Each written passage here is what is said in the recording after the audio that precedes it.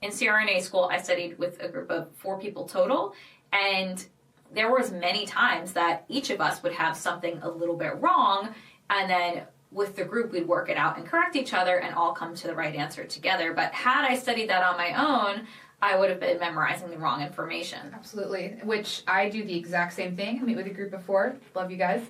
But that is a night before the exam conversation where we meet and we hash out anything. Well, we go through the entire subject matter for the next exam and we teach it to each other and fill in our knowledge gaps. This is not something that we do on day 1, 2, 3, 4, 5 of learning the material.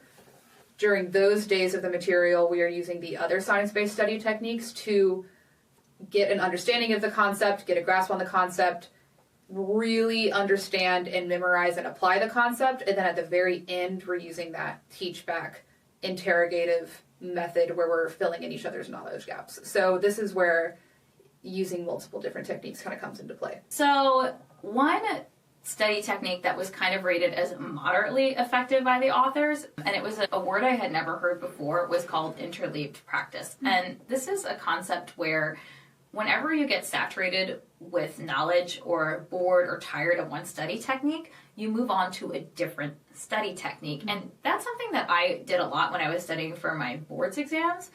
The idea is that when it comes to exam day, you're going to recall information best if you studied it in the way it was presented to you.